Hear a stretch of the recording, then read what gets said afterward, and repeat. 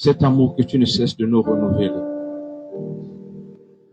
En réalité, nous ne savons pas suffisamment t'exprimer notre reconnaissance au regard de la grandeur de l'expression de ton amour.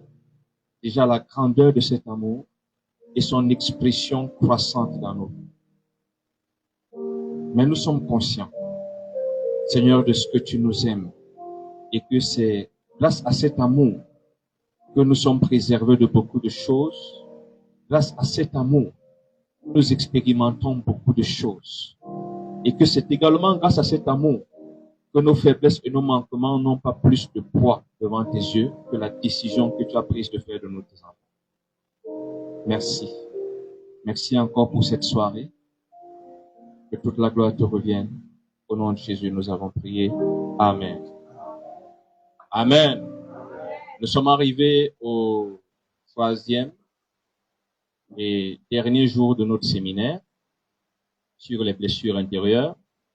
Beaucoup de choses ont été dites dès le premier jour, ensuite le deuxième. Nous avons été soumis à beaucoup d'exercices d'auto-évaluation et je rends grâce à Dieu de ce que certaines nuits ont été l'occasion pour que Dieu visite personnellement certaines personnes en leur révélant des choses sur leur vie. Pour moi, c'est une joie. Ça me confirme que le projet était de Dieu et qu'il avait résolu faire quelque chose. Je le bénis parce que si j'avais cédé aux effets, aux échos de la fatigue et de l'épuisement en disant qu'on va repousser, j'aurais certainement agi contre la gloire de Dieu. Donc, nous sommes reconnaissants au Seigneur. Je voudrais t'encourager pour ce dernier jour. J'insiste, sois attentif. Écoute, sois totalement ouvert. N'écoute pas comme écoutant pour quelqu'un. Écoute comme écoutant Dieu qui s'adresse à toi personnellement.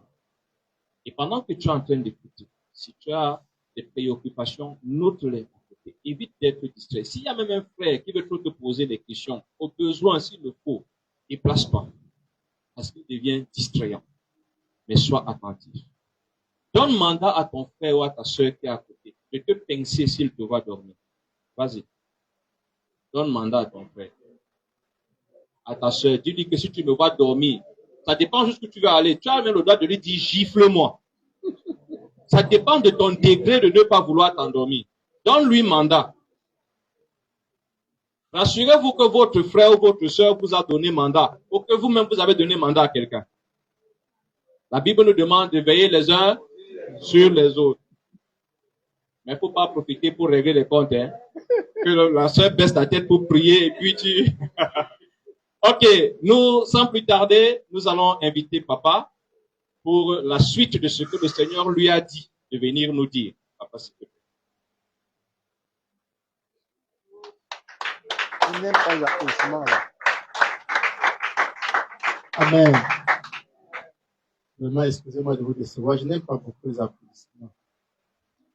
C'est pas ma nature. C'est vrai, c'est la dernière soirée. On ne peut pas dire qu'on a achevé, c'est tellement long. Et j'ai préféré commencer non sur les fausses appréhensions, bien la mauvaise façon de guérir, et de situer ce séminaire dans le contexte avant d'y arriver. Vous savez, lorsque nous lisons le livre de Luc 4, 18, 19 ou bien Ésaïe 61, nous voyons que la mission du Seigneur est profondément ancrée sur la guérison intérieure.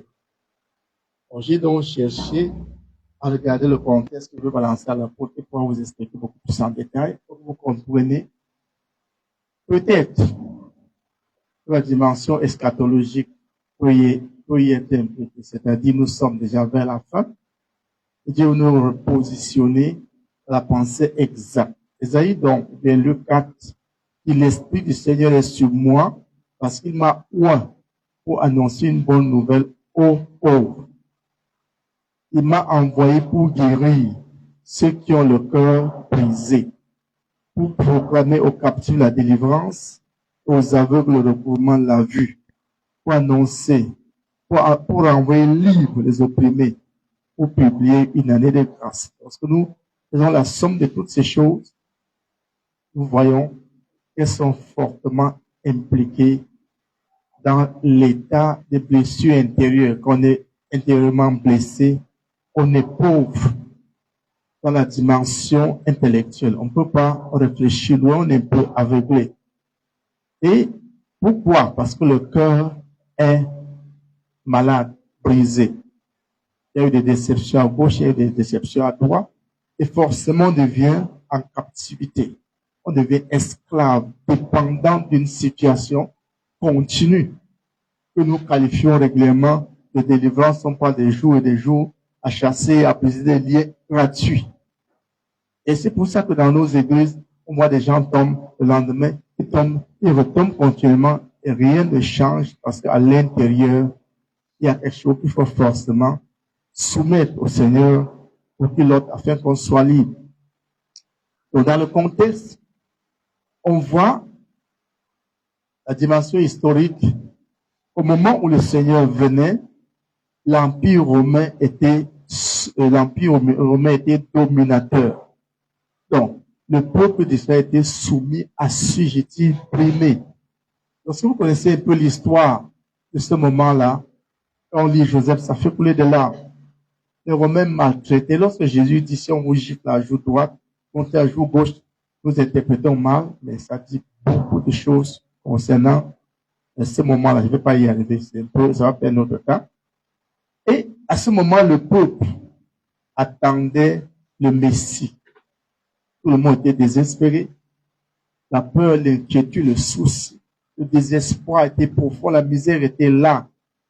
Les gens attendaient le Seigneur. Je crois que tous ceux qui vivent dans cette emprise-là sont conscients que rien ne marche. Ils se demandent où est-ce que le secours va venir. Je crois que si on regarde un peu de manière conséquente, on va voir que l'affluence des prophètes aujourd'hui est une fausse solution à ce problème-là. Donc les gens courent ici et courent là, pensant que cette prison-là va se casser sous leur déclaration mensongère. Je te pardonne au nom de Jésus. Et c'est fini. Tu es guéri. Et puis, rien n'est fait. Il y a une méthodologie divine. Tant que cette méthodologie n'est pas respectée, vous faites tout en son nom, il ne vous regarde pas du tout. On s'aperçoit également qu'il y avait 400 années de silence entre Malachie et Matthieu. C'est 400 années où il n'y a ni foi ni loi. Dieu est absent. Et chacun fait un peu comme il veut. Chacun met la barque de son côté. Et il y a une prolifération de sectes pernicieuses au nom du Seigneur.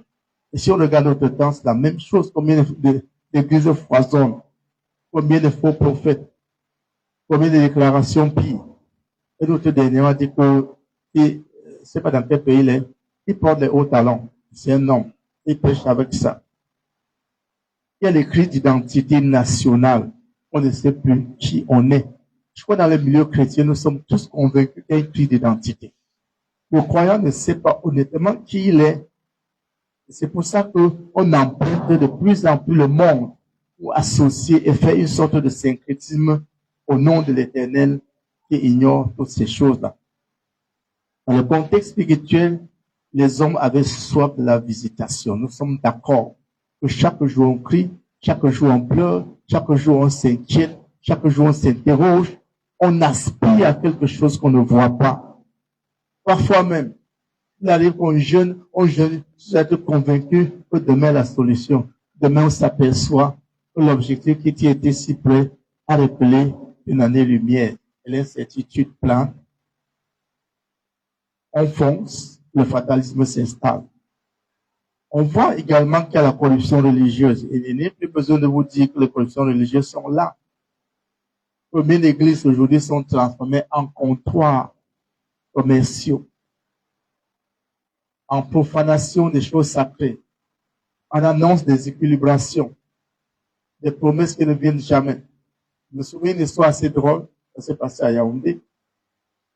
Un grand homme de Dieu, entre guillemets, qui prêche, dit que si quelqu'un apporte 100 000 francs, va prier, le lendemain sera directeur.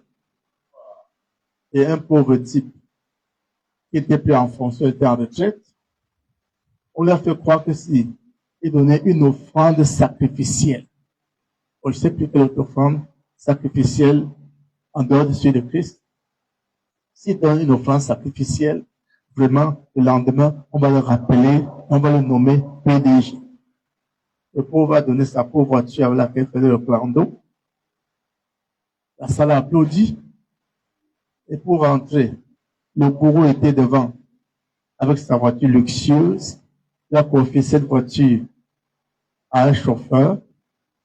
On le suivait aux acclamations et la famille de ce dernier était derrière en pleurs. Et Dieu va exaucer, n'est-ce pas? La corruption religieuse. On s'attribue des titres, de lutte d'influence. On se combat. Je remercie Dieu parce que dans cette communauté, il n'y a pas cette lutte. Où chacun se lève et dit, mais pourquoi la peau là, il est même pas. Moi, j'ai plus d'onction que lui. Et c'est parce que ça n'existe pas ici. Dans le contexte géographique, Nazareth, où le Seigneur est né, était une région méprisée. C'est pourquoi on dit, petit sorti de Nazareth, quelque chose de bon. C'était une région méprisée, surnommée Galilée des païens. C'était en Galilée, mais il y avait une sorte de mixture, un mélange de cultures grecques, romaines, juives et même babyloniennes. Alors ça, c'était une ville méprisée. Si on ramène dans le contexte prophétique, tu peux te mépriser. Ta vie est désordonnée. Il y a certitude. À ta vision personnelle que rien de bon ne peut sortir. Mais sache que c'est vers les misérables, les délaissés, les abandonnés, les laissés pour compte. C'est vers eux que le Seigneur a plus d'intention, plus d'intérêt. Ne dit-il pas qu'à cause d'une seule brebis, il abandonne 99? C'est dans cette brebis-là. Et Nazareth était placé à proximité d'une grande route commerciale. Il y avait diversité ethnique, des mélanges de philosophies, mais aussi un contraste entre la pauvreté, bien les pauvres et les riches. Notre capital économique répond à ces normes-là. Donc Jésus commence dans un lieu modeste et marginalisé, qui symbole l'accessibilité universelle du salut. Donc toi, qui ne représente rien, toi, de qui on ne fait aucun compte, si tu te ramènes vers Jésus, l'erreur que nous faisons souvent, c'est que c'est au ciel que nous serons grands. C'est ça la fausse interprétation biblique. C'est au ciel que nous serons grands. C'est au ciel que nous serons ceci. Mais ici, nous sommes déjà dans le royaume. Et on ne peut pas implémenter le royaume, on ne peut pas manifester le royaume dans la pauvreté, dans la misère. Non.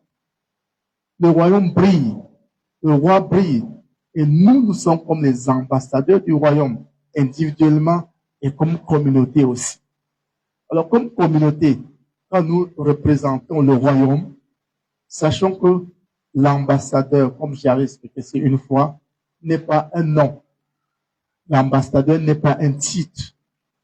Mais l'ambassadeur est un pays.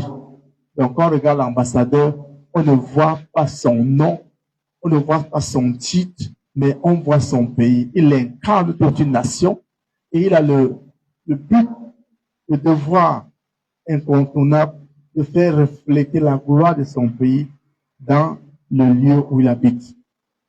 Cette communauté est donc cette ambassade de Jésus-Christ dans ce lieu-ci.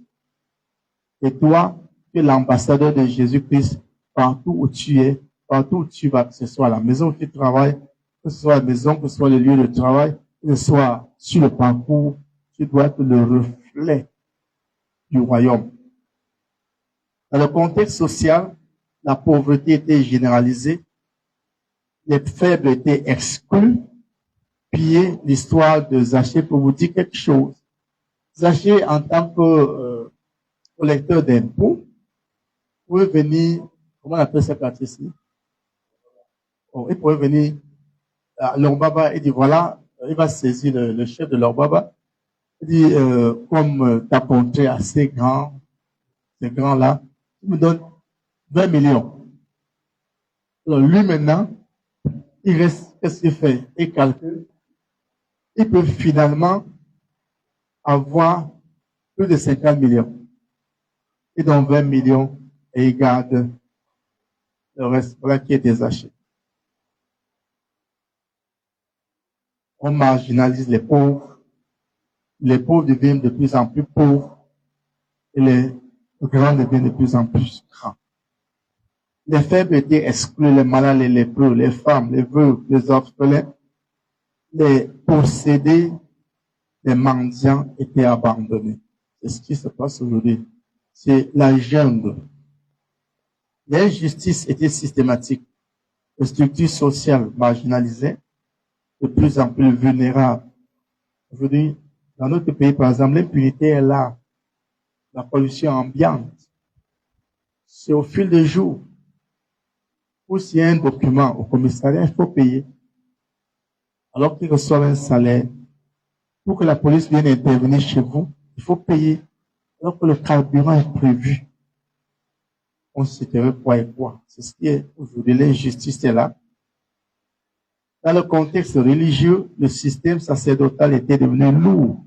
Le temple était le lieu centralisé où il y avait une sorte de ritualisme et toutes les bêtises y étaient. Le commerce, si vous entendez un peu pourquoi Jésus a chasser les changer au temple, c'est ridicule. Or, puisque les Juifs savaient qu'on doit faire les offrandes, les sacrifices avec les animaux, ils payaient les animaux qu'ils gardaient au temple pour leur compte. Tu vas venir au temple avec la monnaie romaine pour payer peut-être un bouc, peut-être une chèvre. On va dire non. Ici, c'est sacré. On va pas la monnaie romaine, c'est la monnaie hébraïque qu'on prend. Et on va faire le taux d'échange à leur gré en fonction de qui tu es. Quand on va voir les animaux, on fera la même chose. C'est ça l'église aujourd'hui. Dans le contexte religieux, nous vivons la même chose. Mais Dieu, je crois, par cette situation, nous amène à faire l'exception. Rien que toutes ces failles dans nos vies peuvent apporter des blessures. Tu vois au niveau de l'église comment ça se comporte, comment ça se gère, comment ça se fait. À l'intérieur de toi, tu es forcément brisé. Tu vas te taire, tu vas te soumettre. Il y a des blessures. L'espérance était déformée. Les Juifs attendaient un roi politique, pas un sauveur spirituel. Or, nous regardons dans nos églises la même chose. La notion de l'éternité s'est éloignée de nous et chacun court par lui-même pour avoir sa suffisance et pouvoir s'imposer. J'ai un de mes fils, récemment m'avait dit qu'il partait au Canada. On lui a préparé, il a dit, tu refuses, tu vas faire au Canada. Dieu a commencé le ministère ici, bâti ici, et lorsque l'heure sera arrivée, Dieu t'amènera au Canada. Je suis en train de te voir partir, mais pas tout de suite. Il y a quelques jours, Dieu a ouvert une porte, il a déjà stabilisé, mais c'est pas lui qui part, c'est sa femme qui part. Il pourra partir après, lorsque les choses seraient stables. Donc, avec Dieu, on ne court pas pour courir, ne court pas étant blessé ou étant guéri. Et une espérance qui répond aux normes divines. Il y avait une multiplicité de sectes. Il y avait les pharisiens, il y avait les pharisiens étaient des légalistes, des moralistes, mais avec une vie impure. Combien de pasteurs, combien d'anciens avons-nous aujourd'hui, mais qui sont des impudiques, qui sont des sorciers, des manipulateurs, ils sont nombreux. On peut venir, on dit à une femme que son caleçon rouge, on applaudit. Ça aide à quoi? Est-ce que c'est édifiant? Et puis, on aime courir sur ça. Je me plonge dans le surnaturel. Tu entres dans ta chambre, tu tournes à gauche, tu tournes à droite. On appelle ça la projection astrale. C'est maçonnique. Mais tu fais quoi pour te projeter? Tu es qui pour te projeter? Et c'est Dieu dit que l'Esprit de Dieu me transporta. Mais toi, tu es tellement fort que tu te projettes dans le surnaturel. C'est vrai que tu as l'habitude. On voit, il y avait les Sadducéens, c'était la classe riche, la classe bourgeoise, sans croyance en la résurrection. Chez eux, la vie, c'est ici-bas. Nous avons ces clics de pasteur là aujourd'hui.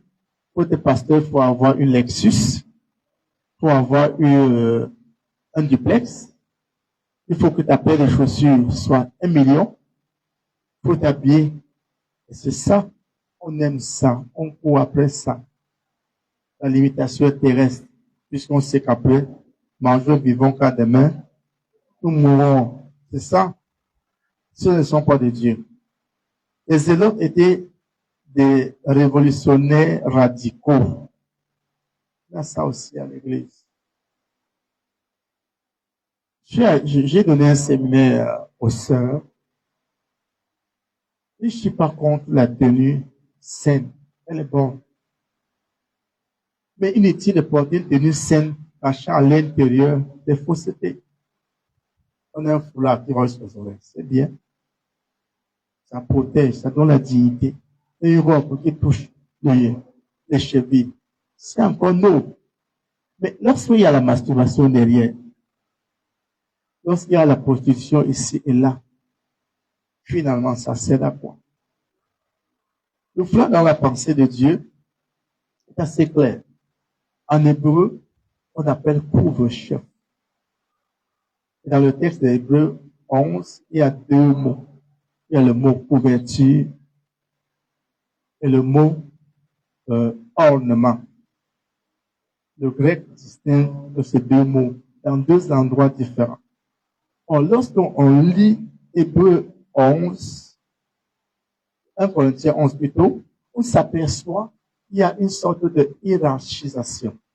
On commence à Dieu, on tombe sur le Fils, on tombe sur l'homme, on tombe sur la femme. On a dit que la femme qui prie ou qui prophétise la tête non voilée déshonore son chef qui est l'homme. Qu'est-ce que ça veut dire? Si on regarde le contexte hébreu qui parle de couvre-chef, c'est que la femme, pour aller vers Dieu, l'hébreu dit que Dieu n'a jamais parlé à la femme. Elle doit s'abaisser, obtenir le titre de son mari avant d'entrer en contact avec Dieu. Mais combien de sœurs prient comme des anges, mais qui sont rebelles comme des sorcières? Ça ne sert à rien. Ça ne sert à rien. Il ne faut pas faire l'apparence, alors que l'intérieur ne répond pas au nom. Plutôt si l'intérieur est en adéquation avec le ciel, l'apparence reflètera le modèle céleste. Donc, ces zélotes sont des radicaux. C'est des gens qui, à l'église, ont le style de jugement. Et parce que leur vie à juger, à critiquer, quand le message sort, et ça c'est pour Marie, ça c'est pour Jeannette, ça c'est pour tel, jamais pour soi. Il y a des Esséniens qui étaient là près de séparer. Ceux qui jeûnent juste parce que ce n'est pas bien. Ils croient qu'en dehors de la spiritualité n'existe nulle part. En dehors de leur communauté, personne n'est sauvé. Il y avait donc toutes ces choses qui créaient des blessures, de fausses conceptions, des imaginations et même une forme de marginalisation qui blessait le cœur des gens. Dans le contexte moral, l'hypocrisie religieuse était de taille. Jésus dénonce en disant qu'ils sont comme le tombeau blanchi. Et lorsque tu es à l'église et tu vois quelqu'un qui s'affiche être très spirituel, mais que tu as vu se comporter mal régulièrement, n'est-ce pas, tu es blessé, tu es étouffé. Tu ne diras rien. À l'intérieur de toi, tu souffres. La prière peut être correcte. Ah, vraiment. Il y avait l'oppression morale. Ça existe aujourd'hui. Les gens ne sont pas libres de s'exprimer.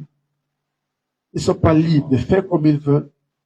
Il y a des rituels qui leur sont accordés. J'étais dans une église il n'y a pas quelques jours. On dit que chacun peut son offrande et monte en haut. Moi aussi, j'ai pris. Il ne faut pas que je fasse l'exception. J'ai monté en haut. On a prié. Après, il a demandé, vous avez prié pourquoi? On dit, on a prié. Vous priez, vous demandez de sanctifier. Vous sanctifiez la chose de quelqu'un. La chose de Dieu, vous sanctifiez vous. Vous êtes capable. On a donné à Dieu. Et tu sais d'interface.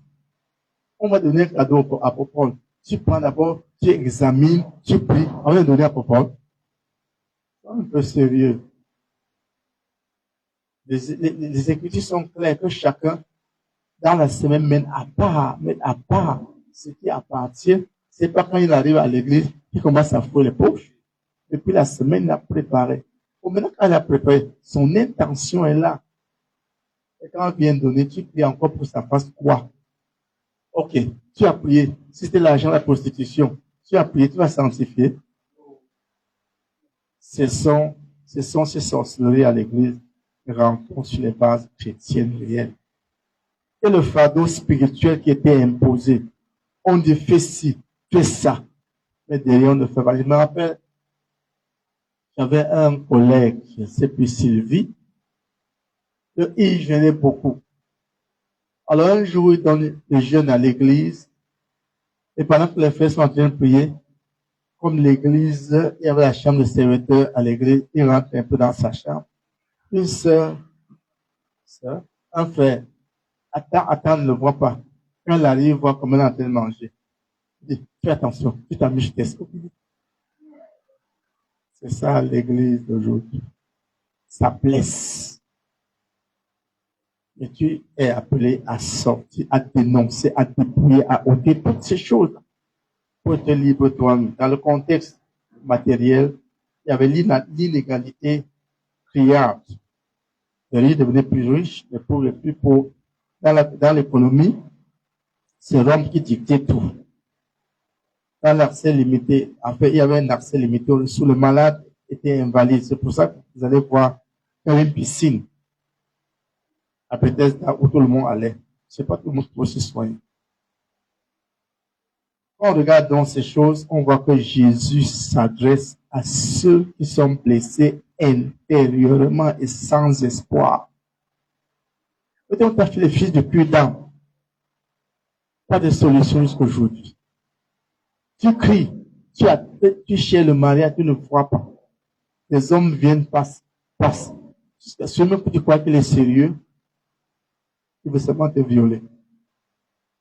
Mais crois que si tu portes ces choses à Dieu, tu dépouilles dans ton cœur les haines, les mauvaises paroles, et tu bénis, beaucoup de choses changeront. J'ai un de mes fils qui est loin. Il m'a écrit tout à l'heure, papa, je te fais un témoignage. Je ne veux pas te publier. Tu te rappelles, dernièrement, je suis devant une situation comme ci, comme ça. Et j'ai commencé à bénir Dieu pour celui-là. Aujourd'hui, j'ai traduit, on l'a libéré, parce que monsieur jouissait d'une impunité à cause de ses malversations, il servait de transit, de compromission.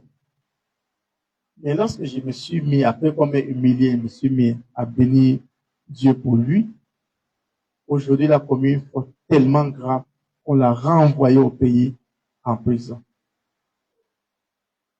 Donc, lorsque tu sais, tu es blessé à l'intérieur, et tu sais t'ouvrir, parler à Dieu, Dieu se souvient. Donc, le peuple était écrasé extérieurement par des structures injustes. Chez nous, les choses sont là. Tu vas en justice, tu accuses quelqu'un, on prend l'argent, on le libère. Le commissariat, les gendarmeries, tout ça sont des machines de corruption. On est aveuglé spirituellement parce que tout ce que tu vois te laisse dans une sorte de dilemme. Tu ne sais plus à qui se vouer. Tu ne sais plus à qui se confier. Dans la réalité. On est divisé, désorienté, cherchant un sauveur politique. Il y a quelques jours, je suis dans le groupe religieux, comment on essaie d'afficher des messages politiques pour attirer des faveurs. C'est pas ça. Dieu gère. Dieu gouverne. Quand on arrivera à soumettre tout le monde au royaume, le règne de Dieu sera total. Les choses marcheront de manière seule.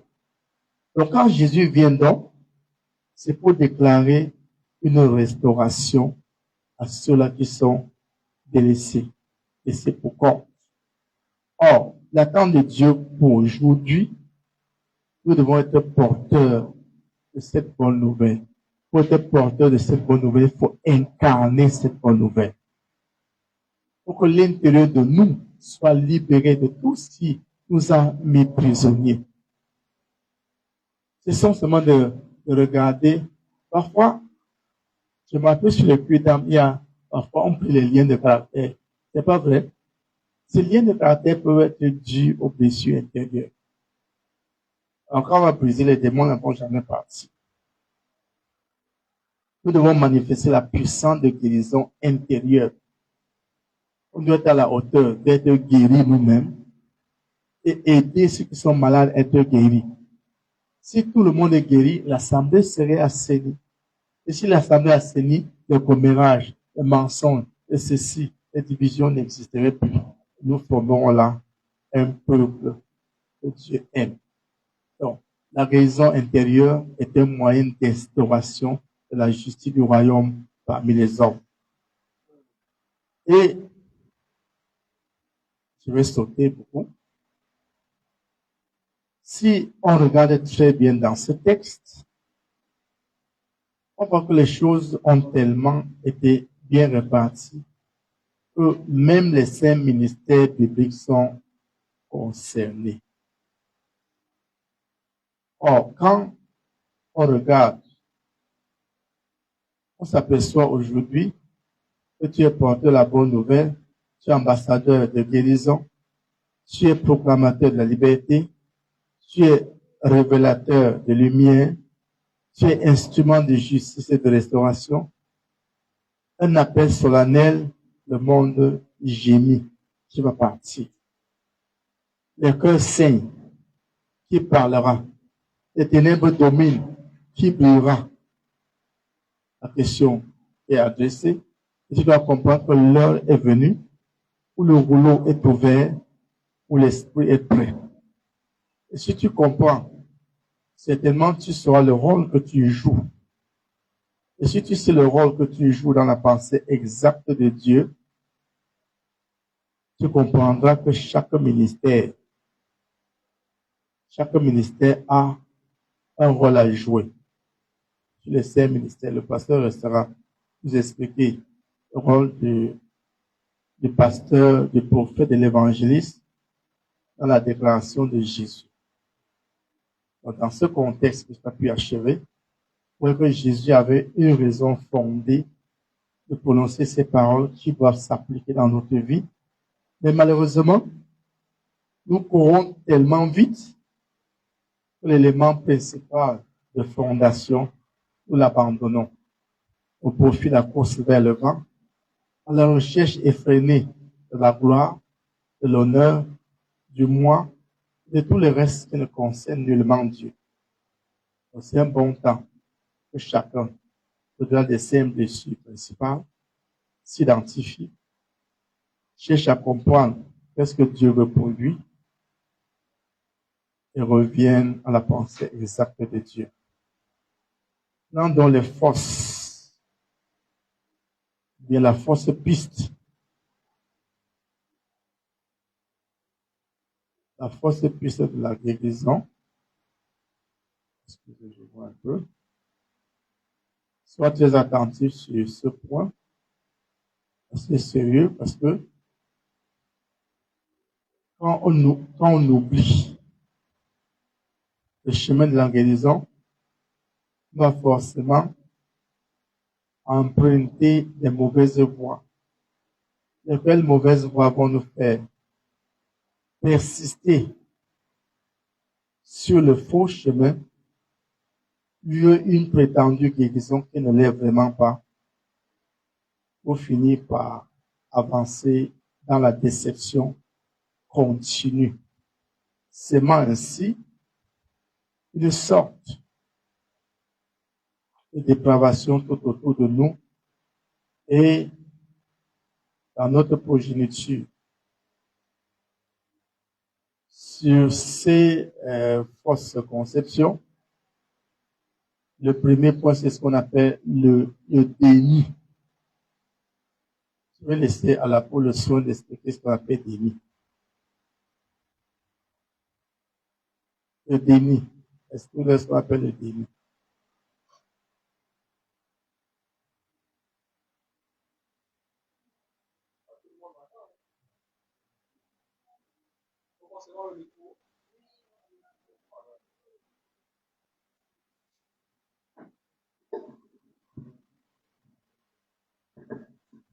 Le déni correspond simplement à ce qu'on appelle couramment le fait de se voiler la face. Refuser d'admettre une chose qui est. Si on peut faire sa version la plus simple. Je ne sais pas si je me suis fait comprendre. Bien, il faudrait que je prenne un exemple. Je vais prendre le cas dans le déni, si je vais rester dans le sujet. Je prendrai le cas de quelqu'un qui est orgueilleux, qui au lieu d'admettre qu'il est effectivement orgueilleux, c'est-à-dire regarder les choses telles qu'elles sont, les admettre telles qu'elles sont, donne par exemple un autre nom à ce qui est normalement de l'orgueil.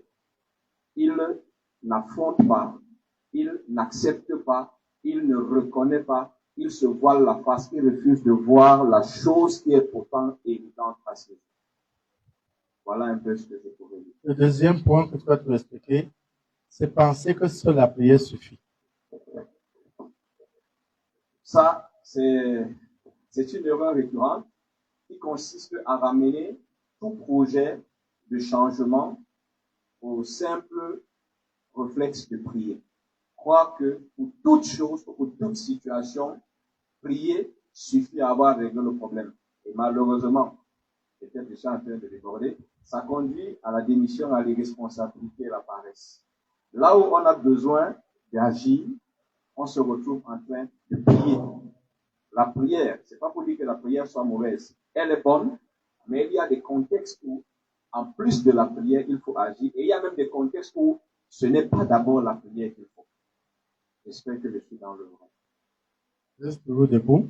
Aussi, nous comprenons bien la relation que Dieu établit, elle est verticale et horizontale.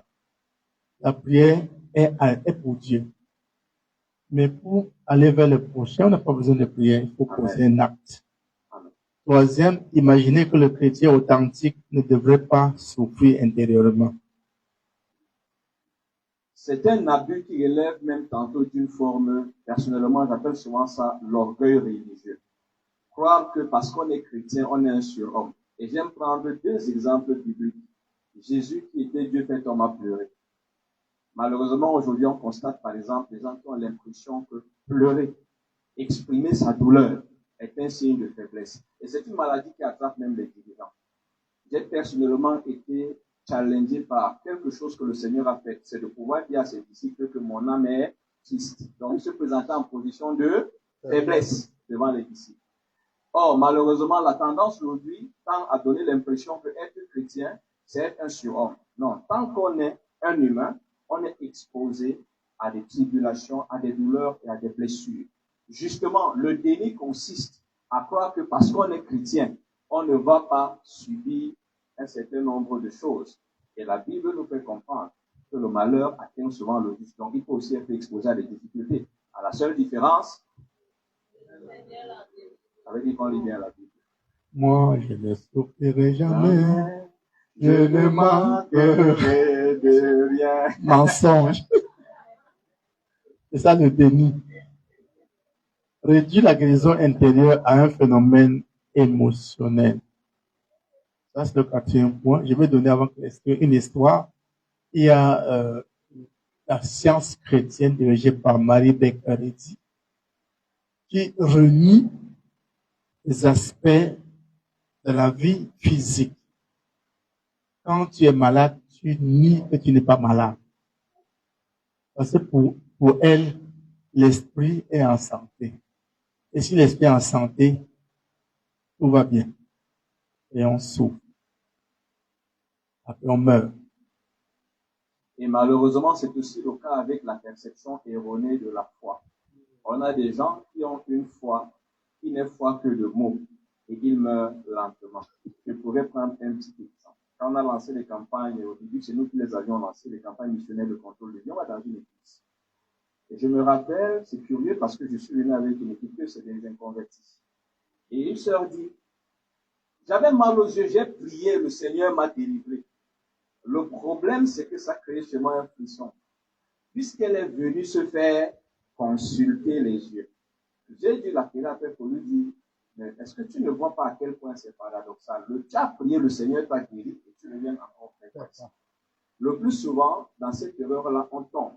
On se dit, on a même cette perception. Je ne sais pas si nous tous, on est adeptes des théories, des documents de la science chrétienne dont parlait papa, mais je rencontre de plus en plus de chrétiens qui ont cette pensée.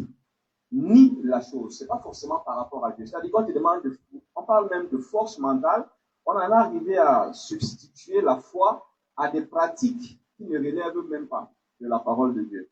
Et ça, malheureusement, c'est une erreur. La guérison intérieure n'est pas une émotion, ce n'est pas le fait de fournir un certain effort dans sa tête. C'est pour ça qu'il y a des gens, par exemple, il va avoir l'impression lundi qu'il est guéri et il est surpris mardi. Parce que ce qu'il appelait guérison était sous l'effet d'une émotion. Il n'a pas fait un travail profond. C'est un travail profond qui va nécessiter, on reviendra peut-être sur les choses qu'on a évoquées tout à l'heure, déjà un effort d'examen de soi qui va nécessiter qu'on refuse de faire dans le déni, qui va nécessiter qu'on comprenne la part de responsabilité qui est la nôtre, parce qu'il y a également notre responsabilité, qui va également nécessiter que maintenant on fasse intervenir la part qui relève de Dieu. Et lorsque toutes les étapes sont franchies, que toutes les choses sont faites, on parvient à un résultat qui ne change pas. On est guéri une fois pour toutes. On n'est pas guéri par saison. 5. Croire que la guérison intérieure élimine tous les problèmes au combat. Tous les problèmes? Tous les problèmes ou les combats qu'on peut avoir. Avant qu'il intervienne, je me rappelle cette anecdote assez amusante. Un frère vient de croire et dans le speech de l'évangéliste, on a dit, quand tu acceptes Jésus, tous tes problèmes sont résolus. Et partout où tu mets les pieds, Dieu te donne en propriété. Alors le monsieur rentre chez lui, très fier. Premier mois, il ne paie pas le loyer. Deuxième, ne paye pas. Alors qu'il était très réglo. Quatrième, le bailleur dit, mais gars, mais tu étais le meilleur locataire parmi tout le monde. Qu'est-ce qui arrive? Il dit, comme quoi? Il dit, mais tu as 4 mois de loyer. Il dit, mais non, je n'ai rien. La Bible dit que quand je mets le pied, il me doit prouver. Donc, je suis ici pour finir cette période tribunal.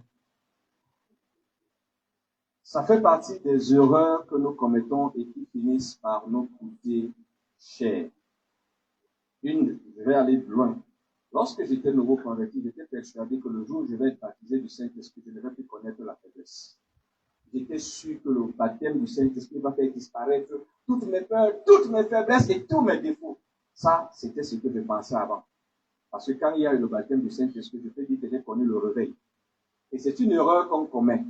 On se dit, une fois qu'on a traversé la phase des blessures intérieures, on ne va plus jamais être confronté. Mais je crois qu'à la question qui a été posée au deuxième jour, si on peut éviter les blessures intérieures, papa nous disait que les blessures intérieures, il est important que nous les rencontrions parce qu'elles nous permettent de grandir. Donc c'est une erreur de croire que si tu as réussi, comme on a travaillé depuis lundi, tu as fait le bilan de toutes tes blessures, tu as fait le travail qu'il faut, tu as été totalement guéri, tu ne vas plus jamais avoir mal. Tu ne vas plus jamais être déçu. Tu ne vas plus jamais connaître des difficultés. C'est une utopie. Parce que tu as besoin d'être face à des défis pour grandir encore. Quand tu seras sorti des blessures sur lesquelles tu as travaillé, tu auras grandi. Mais il faudrait que tu fasses face à d'autres défis pour passer encore à un niveau plus grand. C'est supposé que cela peut se faire seul. Donc, on peut guérir ses blessures intérieures seul, sans aide. Un peu comme la délivrance de certains péchés où on croit que le simple fait de rester dans la chambre et de prier seul, le péché va disparaître. Il y a malheureusement la nécessité, certes, de parler à Dieu, ensuite de sortir. Pareil pour la guérison intérieure, elle ne peut être le fruit d'un processus qui est auto-centré, c'est-à-dire où on est centré sur soi-même. Il faut s'ouvrir. Hier, une question nous a été posée ici, si le fait de parler à son encadreur peut aider à combattre les guérisons intérieures. C'est ça, non? Et je crois que nous avons amplement eu des réponses là-dessus. Et c'est important.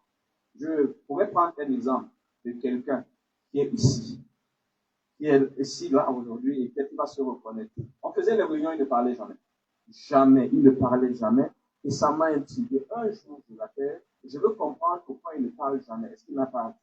Et il me fait comprendre que quand il était petit, son père ne lui donnait pas la possibilité de parler. Donc, il a grandi avec le principe qu'il ne peut rien dire de bon, il ne parle pas. Le fait qu'il m'en parle a ouvert une porte, m'a orienté sur le processus à mettre en place pour qu'il sorte de là. Et je me rappelle, quelqu'un se rappelait le jour de ma consultation, c'était la première fois qu'il parle devant 300 personnes. J'étais content de voir la personne qui ne pouvait pas parler à une réunion de 10 personnes, se tenir devant 300 personnes et parler librement. Il a fallu pour ça qu'il parle, qu'il souffre et qu'on puisse l'aider. Vous ne pouvez pas suffire seul. C'est aussi pour ça que Dieu met les encadreurs, c'est aussi pour ça que Dieu met les frères, c'est aussi pour ça que Dieu met les parents. Vous avez besoin de vous ouvrir aux autres. Pensez aussi que les blessures ne sont que pour les grands. Oui? Les blessures ne sont que pour les grands. Bon.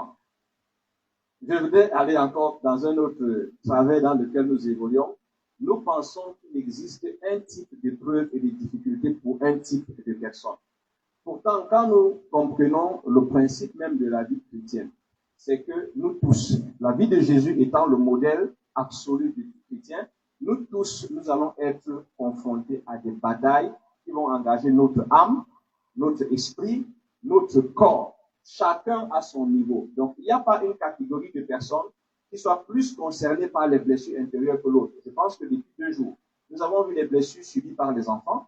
Nous avons vu des blessures subies, par exemple, dans les cas de viol, dans les cas de foyers conjugaux et même dans le cadre des ministères.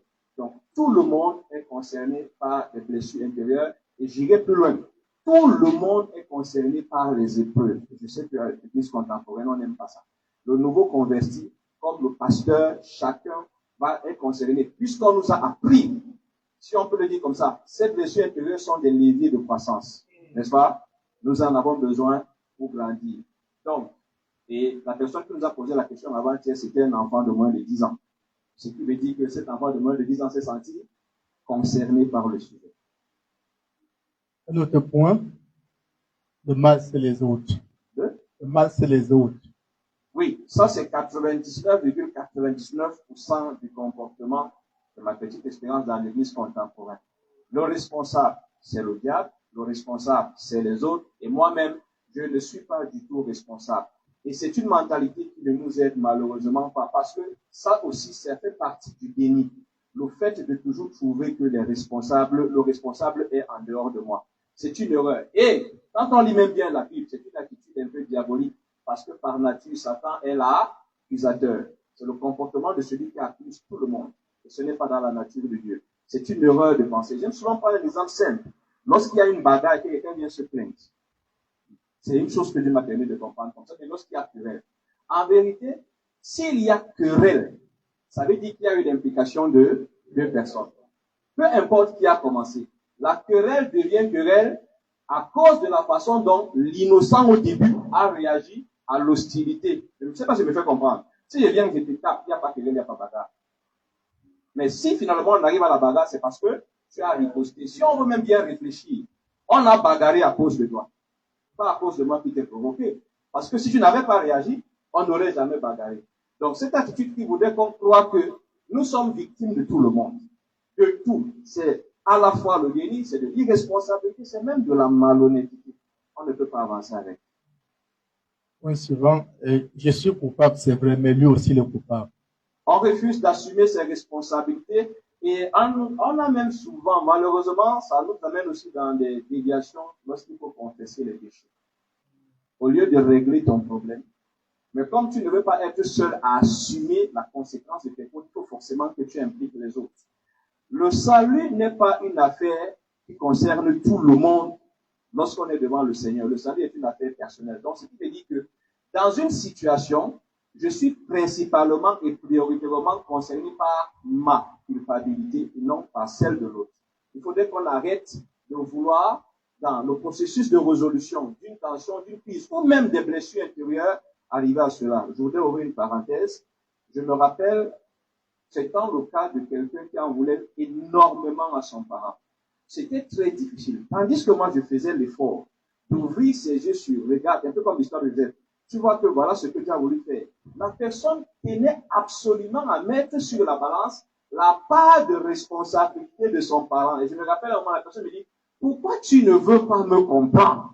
Oh, je voulais lui faire comprendre quelque chose. En tant qu'enfant de Dieu, né de nouveau, la notion de justice et de droiture incombe en premier. On ne veut pas savoir si le frère, personne n'a reçu Jésus comme Seigneur et Sauveur collectif. Et il y a même une malhonnêteté que nous faisons là. Je cherche encore le chrétien qui, lorsque Dieu veut le bénir, dit au Seigneur, bénis mon frère. Chacun cherche la bénédiction pour lui, non? Mais pourquoi quand il faut gérer la culpabilité, c'est là que tu peux appeler ton frère? Soyons honnêtes. Si tu sais que tu peux transférer ta bénédiction sur ton frère, fais ça. Mais sinon, gère ta culpabilité, laisse à Dieu le soin de traiter la culpabilité de l'autre avec lui. Avant-dernier point, le refoulement partiel. On accepte une partie et on dissimule l'autre. C'est vrai que certains ont souvent trouvé des excuses, mais c'est vrai. C'est-à-dire que les excuses sur la psychologie va expliquer les excuses. On dit souvent, il y a un niveau de gravité qu'on n'arrive pas à assumer. Du coup, on va se limiter. C'est ça qui amène parfois à des confessions partielles, mais également à un travail de remise en question partielle. Or, il faudrait que nous comprenions que ce refoulement ne nous aide pas beaucoup. Parce que la chose que nous traitons à moitié aujourd'hui, c'est un peu comme la cataracte. Je ne sais pas si on connaît l'histoire de la cataracte. La cataracte est une membrane qui sort là. Généralement, on commet l'erreur pendant l'opération. On se contente de couper. Et quand on coupe, il y a une racine. La racine là va repousser. C'est pour ça qu'on peut opérer la cataracte 5, 6 fois la même personne. C'est pas la sorcellerie. Donc, ce système de refoulement est le même. Puisque je ne vais pas de manière profonde dans le processus et dans la question, et que je travaille de manière partielle, le résultat sera partiel, la guérison sera partielle, avec un fort risque de rechute. J'y vais même encore plus loin. Une petite habitude que nous avons. Je viens dire à mon frère, pardonne-moi parce que j'ai péché. Et je rentre. Et j'aime souvent poser une question honnête. Quand tu finis de le faire, toi-même tu sens qu'il ne s'est rien produit de spirituel. Parce qu'en fait, tu n'as absolument rien fait. Tu n'as rien confessé. Et quand tu le fais, tu vas partir, tu vas encore ressentir de la culpabilité. Et les gens vont se demander, mais pourquoi est-ce que je ressens de la culpabilité? Parce que tu n'es pas allé jusqu'au bout du processus. Mon frère, pardonne-moi, j'ai péché contre toi. En fait, voilà, j'ai empoisonné ton repas hier. Souvent, c'est le niveau de gravité de ce qu'on a fait. Plus ça paraît grave, c'est là, en réalité, que on bute souvent. Mais c'est à l'instant là où on bute qu'on doit évaluer notre désir de sortir du gouffre. Parce que quand c'est facile, ça ne guérit pas vraiment. Il faut aller jusqu'au bout. Le refoulement ne nous aide pas. Il diffère juste et il va nous mettre dans une situation plus compliquée plus tard. Le dernier point, c'est l'activisme. Donc, pour camoufler ces blessures, on se met au travail tout azimut, mais qui n'est rien. Un peu comme l'effet de la drogue et de l'alcool. Je ne sais pas si quelqu'un a déjà observé la bagarre d'un homme ivre. Pendant qu'il est ivre, il est l'homme le plus redoutable. Pour évaluer sa véritable situation, c'est quand le vin chute. C'est là qu'il ressent toutes les douleurs du monde. C'est la même chose. Il faudrait... L'activisme aussi est une forme de déni, en réalité. Parce qu'on se donne l'impression d'être en forme, on se donne l'impression que tout va bien et on se voile la face, on ne traite pas la véritable question. Et chaque fois qu'on fonctionne dans l'activisme, on se retrouve en train de dépenser inutilement ses ressources. D'autant plus que surtout dans la vie chrétienne, ce type d'activité ne produit pas parce que ça manque de vie. Il n'y a pas de vie dans cette activité. C'est pour ça que les personnes, en réalité, qui sont activistes du fait de ce qu'elles veulent camoufler leur blessure intérieure, causent généralement, sans le vouloir, beaucoup de désordre. Parce qu'elles n'ont pas de fondement. Il faut absolument que je le dise. Je prends un exemple simple. Une personne qui se sent rejetée, une personne qui ne se sent pas aimée, on prend tout ça. Dans une communauté, c'est quelqu'un qui aura besoin d'assister tous les frères qui sont malades. Pour qu'on ait l'impression que lui aussi il assiste les malades. C'est quelqu'un qui a besoin de participer à tous les défis financiers. Pourtant, il n'a pas d'argent. Parce qu'il ne veut pas qu'on l'indexe, qu'il est le seul à n'avoir pas contribué. C'est lui qui veut, en même temps, quand on a dit qu'il va venir balayer l'église et qu'il veut porter le sac, c'est lui qui veut tout faire. Et en réalité, toi-même, si tu es là aujourd'hui, tu sens au fond que ça t'épuise de l'intérieur et ça te détruit. Ce n'est pas la meilleure façon de faire. Il ne faut pas se voiler la face, il faut enlever le mascara là. Il faut traiter la question de manière profonde. Nous abordons la démarche normalisée pour la guérison intérieure. Premier point, le fondement biblique de la guérison intérieure.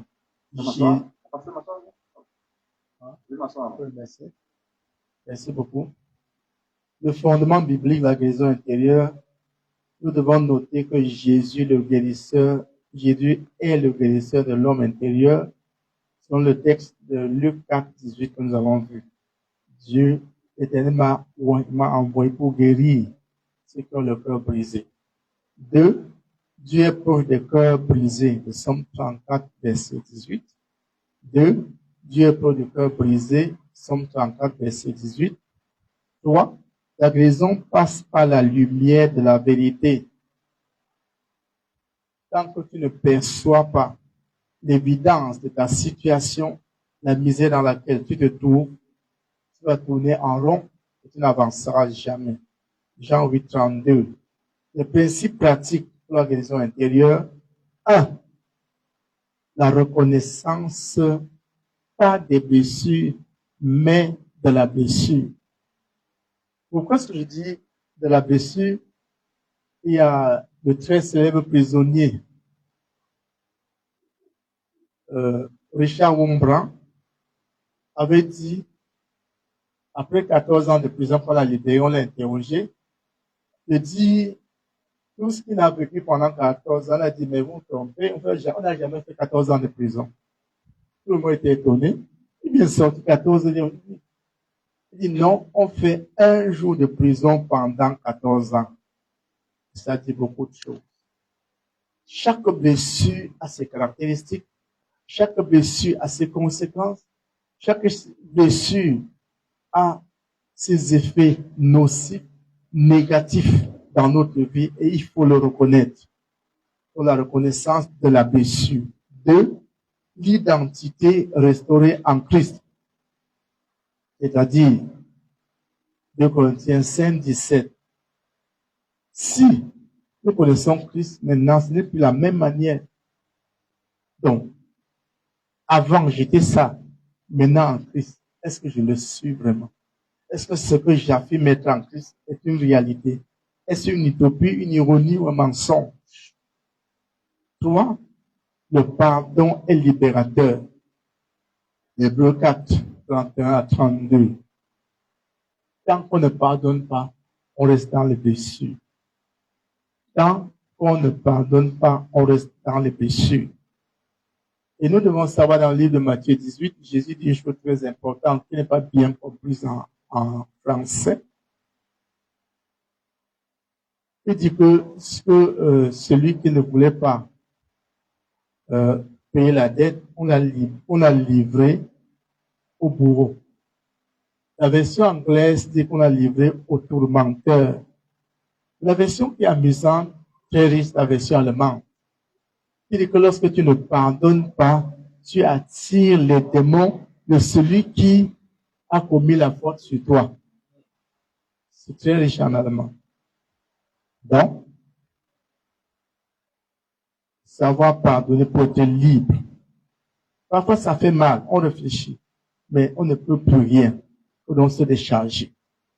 4. Le renouvellement de l'intelligence. Après ça, apprendre à vivre une nouvelle façon. Mettre derrière soi totalement ce qui est passé et changer de cap et d'attitude. 5. La confession et la prière.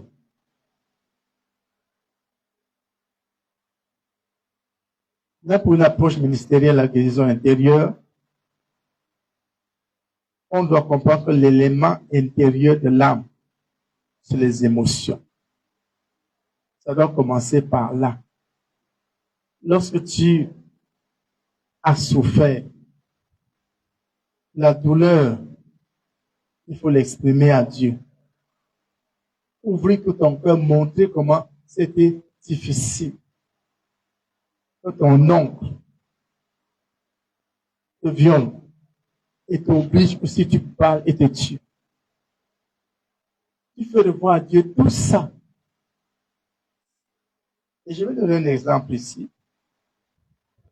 Il y a eu une année, mon leader, ça c'est les premières heures de service, 83, mon leader était à Yaoundé.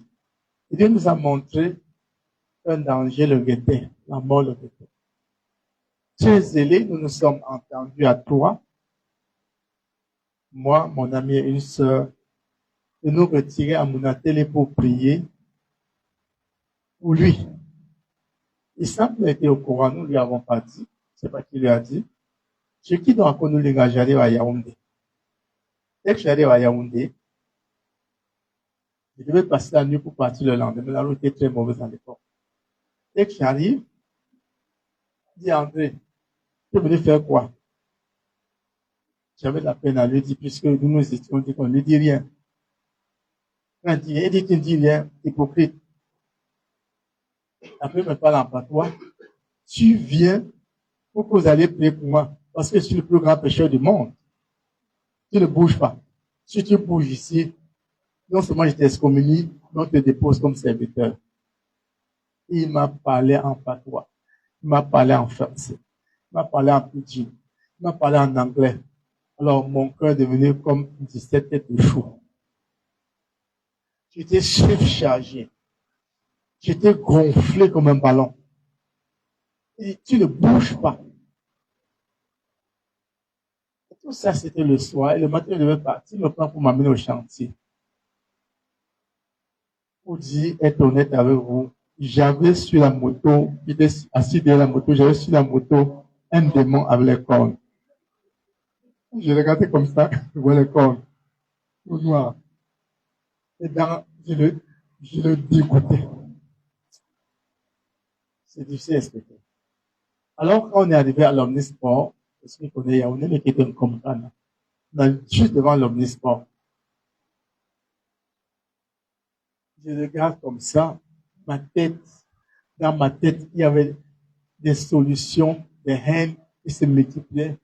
La prédication était tellement forte et puissante qu'elle m'apportait déjà. J'ai vu le Seigneur sur la croix. Il me dit, regarde.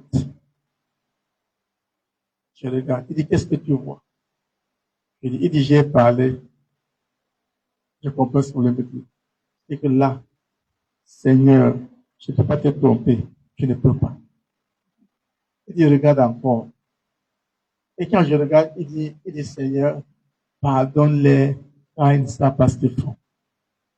J'ai dit, si tu ne me donnes pas ton cœur, pas changer mon cœur, et si tu ne me donnes pas ton cœur, je ne peux pas réussir comme toi.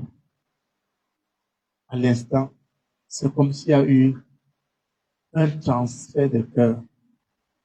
J'ai ressenti une paix extraordinaire.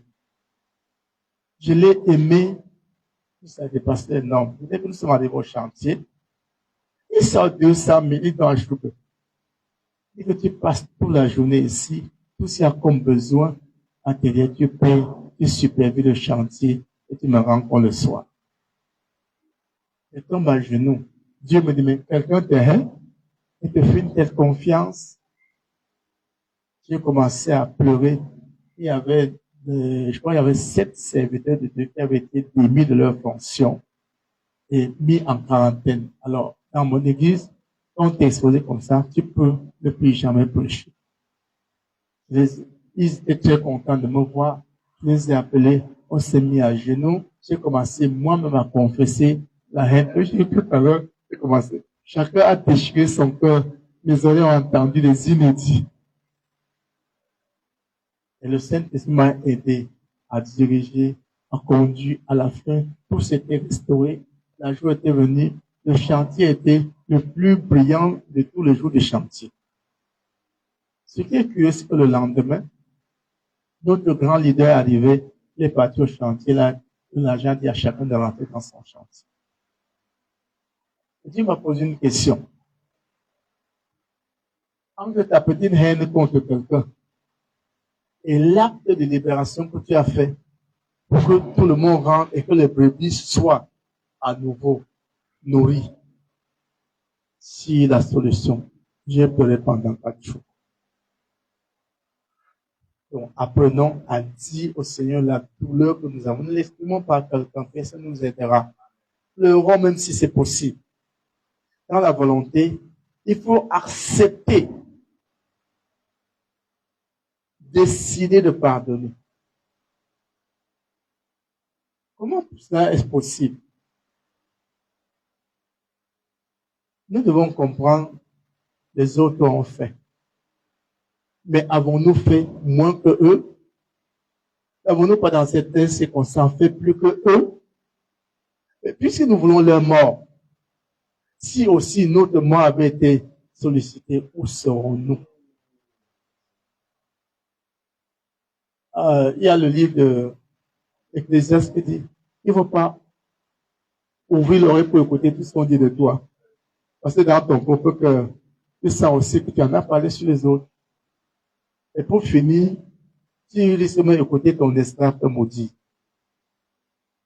3. Il faut changer nos pensées. Remplacer les mensonges par la vérité. Renoncer à toutes les conceptions, les plans, les projets diaboliques que nous avons eus. Dans le domaine de l'esprit, il faut, sur les symptômes, il faut amorcer une démarche de libération progressive. Commencer à réfléchir différemment. Commencer à analyser les choses positivement. À l'exemple de ce que j'ai dit tout à l'heure, oui, je punis, je condamne. Mais si moi aussi j'avais fait telle chose, si Dieu regardait ça, est-ce que je serais vivant? Sur le blocage spirituel, parce que le diable va venir tout te montrer là-dessus, montrer les conséquences, la honte que tu as eue, ce qu'on a dit de toi, comment tu as été rejeté, on t'a humilié, et tu as perdu le mariage parce qu'on t'a violé. Il y a eu. Il faut des prières de délivrance, il faut jeûner, il faut laisser que Dieu te parle. Et ça, c'est l'une des difficultés aujourd'hui. Nous parlons beaucoup à Dieu, mais on a peu de temps d'écoute. Tu viens demander quelque chose, tu parles. Tu n'attends pas qu'on te réponde, tu te lèves, tu t'en vas. Trop pressé. Mais c'est quand c'est le bavardage, on n'est pas pressé. Et les croyances fausses. Et les enseignements qu'on nous a donnés. Prier pour que les sorciers de nos familles meurent. Ça, c'est des faux enseignements. Quand tu arrives sur cette croyance, il faut le balayer. Dieu aime tout le monde. Et les troubles relationnels. Lorsque il y a eu des troubles relationnels dus à ces choses, il faut avoir le courage de prier, de lire les Écritures et même parfois aller rencontrer les personnes en question. Ça ne coûte rien. Je me rappelle, j'ai un de mes amis qui ne vit plus, il est rappelé auprès du Seigneur. Un jour, m'a fait fort. Il arrache un de mes fils et va chez une brebis que j'avais donné à ce fils de suivre. Il était un grand homme, un grand banquier. La structure monétaire de l'Afrique centrale. Il va là-bas avec lui, il vante le fils, il me dénigre. Il a coupé le pont, amené le fils. Il y avait une situation importante qui concernait. Il y a une lettre qu'on doit adresser au sommet de l'État. J'ai fait la lettre, j'ai mis son nom, je suis allé chez vous. Je suis venu te dire de me pardonner. Il me regarde. Il dit comment? Je suis venu te dire de me pardonner. Je me suis fâché de toi. Parce qu'il n'y a pas eu raison de me fâcher de toi. Il a signé, il s'est mis à réfléchir, il est parti. Puis tard, je suis resté chez moi le matin. Qu'est-ce que tu m'as dit là? Ça m'a beaucoup touché. C'est moi qui suis coupable, c'est pas toi qui es coupable. Nous avons repris ensemble. La raison du corps. Sur les symptômes, ça peut arriver. Mais quand nous avons des symptômes à cause de nos blessures, présentons-les pour demander la miséricorde. Le pardon, c'est une chose, les conséquences, c'est une autre. Le pardon rétablit notre relation avec Dieu, mais pour les conséquences, la miséricorde de Dieu qui efface. La fatigue chronique, il faut du repos, des soins, la prière et l'accompagnement émotionnel et spirituel. Quand on veut passer à ce moment, on évite l'activisme, on se concentre, on privilégie notre guérison, on abandonne les autres. Nous devons donc comprendre que la guérison intérieure est un processus et non une course. Une course de 100 mètres. C'est le marathon. On va petit, point par point. Mais Dieu nous ouvre les yeux et on travaille progressivement. Donc, premier point, pour prendre conscience de la blessure, faire un bilan intérieur, identifier la douleur, le traumatisme, les événements marquants, les abus, le rejet, l'abandon, l'humiliation, la trahison, point par point. 2, écouter son cœur, ne pas minimiser la souffrance, accepter que l'on est blessé. C'est un premier pas vers la guérison. Deutéronome 139, 23 à 24. Sonde-moi, ô Dieu, et connais mon cœur. 2. Ouvrir son cœur à Dieu avec sincérité. Seigneur, je me suis fâché parce qu'il m'a insulté, il m'a humilié en public. C'est pas valable. Tu étais fâché. Et parce que tu étais fâché, traite cette blessure. Priez avec authenticité et exprimer ses douleurs sans retenue. Montre comment tu es misérable. Montre l'impact que ça a donné. La honte que ça a affiché. L'identité tordue qu'on a trouvée en toi. Et tout le reste. Ne pas cacher ses blessures à Dieu, mais les lui présenter telles qu'elles sont. Nos péchés ne surprennent pas Dieu. Nos péchés ne surprennent pas Dieu. Avant de venir devant lui, lui, il savait déjà que nous avons péché. Donc, inutile de cacher ce que lui sait déjà. Et puis, nos péchés ne font aucun bien à Dieu. Oui? Nos péchés plutôt le poussent à agir en notre faveur. Plutôt que c'est toi qui souffres. Ton péché va te changer qu'il soit encore quoi. Il est déjà Dieu. Il faut ouvrir son cœur à Dieu avec sincérité. Il faut noter ça. 3. Identifier les mensonges et les remplacer par la vérité. Reconnaître les mensonges ancrés dans la cour des blessures. Par exemple, je ne vaux rien. Dieu m'a abandonné. Je ne me marierai jamais. Je suis malheureuse. Rien ne changera. Ça, c'est des mensonges. C'est parce que Dieu a dit. Dans sa parole, il ne nous a pas promis ça.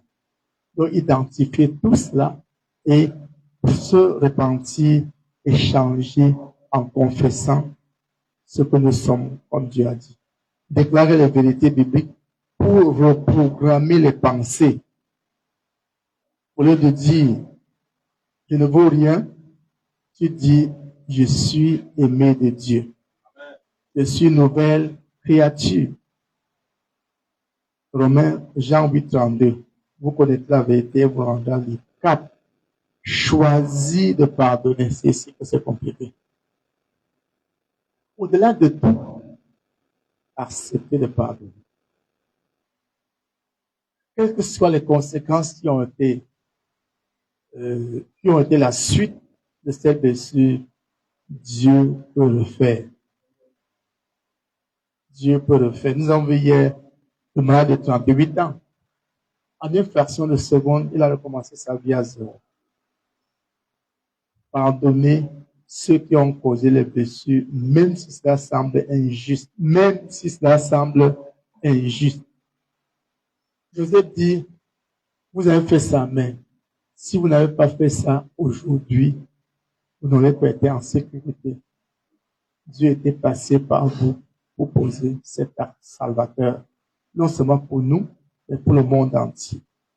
Se pardonner soi-même est aussi crucial. Pourquoi se pardonner soi-même? Parce qu'au lieu de rester ancré dans la confiance en Dieu, nous avons cru que sans Dieu, nous pouvons résoudre nos problèmes. La méthodologie divine pour répondre à ce qui t'a été fait, a été abandonné, et tu t'es constitué Dieu pour agir en Dieu et non en homme. 5. Renoncer aux liens spirituels et émotionnels négatifs. Couper les liens dans malsaine, dépendance, attachement destructeur. Tu es avec quelqu'un qui t'induit à péché, tu continues avec ta vie. Chasser les influences spirituelles qui sont infiltrées à cause des blessures, la peur, la colère, le rejet, l'impureté. Oh non, comme il m'a déçu, moi aussi je veux le décevoir.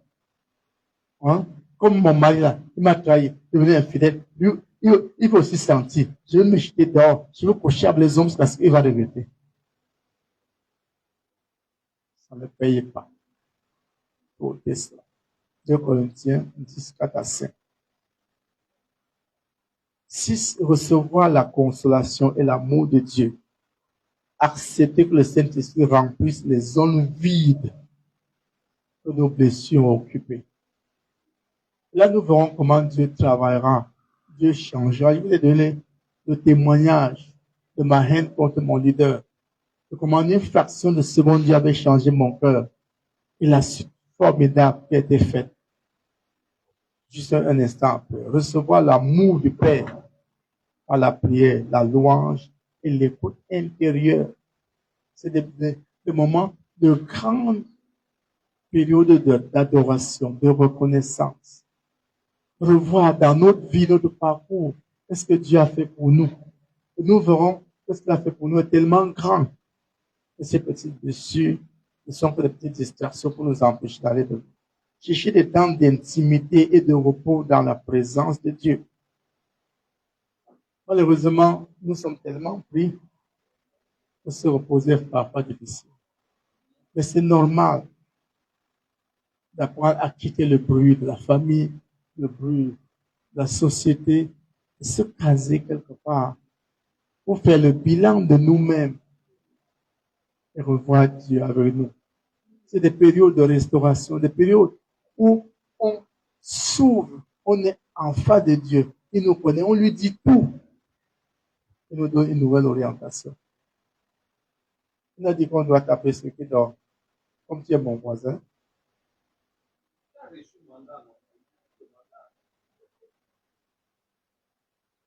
C'est marcher dans une vie nouvelle. Il y a ce qu'on appelle la marche dans la nouvelle création. Intégrer le processus de discipline spirituelle régulière. Intégrer le processus de discipline spirituelle régulière. La parole. Tu dois voir comment tu parles, à qui tu parles. Et être constamment dans la lecture de la parole. Savoir prier. Maintenir la communion fraternelle. S'engager dans une communauté de foi bienveillante. Être avec des gens de foi. Se débarrasser des inutiles. Et, à la mesure du possible, tenir un journal de prière ou de guérison. Avoir un journal aujourd'hui, je suis allé à tel niveau. Voici l'étape franchie. Voici le résultat qui a été obtenu. même les points qui sont encore résistants, en tenant compte des victoires acquises, je peux y arriver. Si ça te permet d'aller point par point jusqu'à arriver au bout. Participer à des retraits de guérison intérieure, partager avec les autres et pas s'isoler. De cette manière, on est sûr qu'on arrivera à bon résultat. Nous invitons notre sœur pour quelques moments de prière.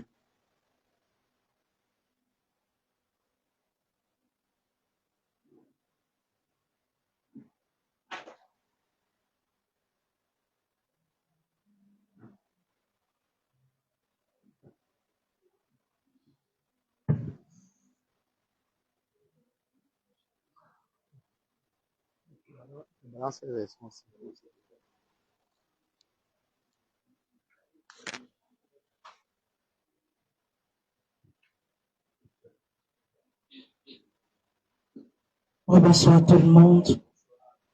Bonsoir. Dis bonsoir à ton voisin. Dis bonsoir à ton voisin. Alléluia. Nous bénissons le Seigneur pour ce troisième jour de séminaire. Et je crois que tu es puissamment béni. Moi, je suis puissamment béni dans ce soir par rapport aux blessures intérieures. Amen. Et nous croyons que le Seigneur qui est fidèle dans sa miséricorde a la capacité de pouvoir nous restaurer, nous guérir et nous amener à une autre dimension. Sans plus tarder, est-ce qu'on peut se mettre sur nos deux pieds, s'il nous plaît? Nous allons passer un court moment de prière. Je n'aimerais plus dire la prière, mais j'aimerais que tu puisses donner des actions de grâce au Seigneur. Alléluia. Par ces actions de grâce, tu reconnais que seul Dieu a la capacité de pouvoir complètement détruire ce fondement de forteresse qui est, mais qui était, je vous dis comme ça, ces blessures intérieures. Et le pasteur pourrait dire qu'il y a un processus qui est en train de se faire avec chacun d'entre vous. Et je crois également, lorsque papa est passé, ce processus est en train de te faire avec nous également. Est-ce que tu peux bénir le Seigneur pour ce soir? Est-ce que tu peux lever ta voix, commencer à rendre grâce à Dieu par rapport au premier et au deuxième jour, ce que tu as reçu jusqu'à ce troisième jour, ce que le Seigneur a mis dans ton cœur, ce que le Seigneur a pu même te révéler, des choses que tu avais pu oublier et que tu croyais que c'était passé, mais d'une manière ou d'une autre, a commencé à surgir sans que tu le saches. Est-ce que tu peux bénir le Seigneur par tes propres mots? Laissez ton esprit supérieur devant de Dieu. Laissez ton âme être rebondir devant de Dieu ce soir.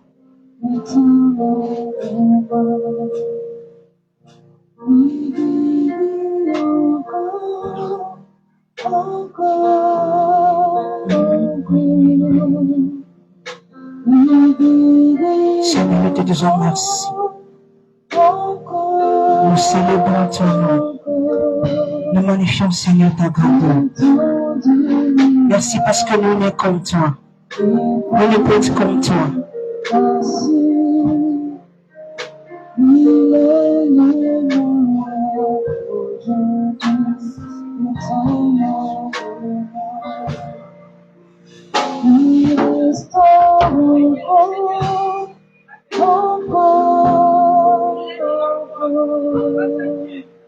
Il restaure encore,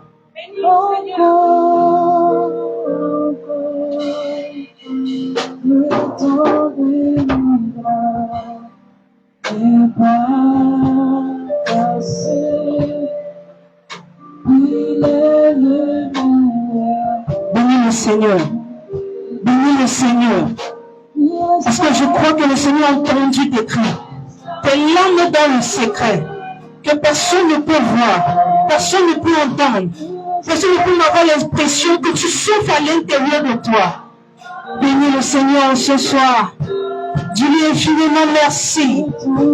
Parce qu'il a permis cette plateforme afin que nous puissions être restaurés, visités.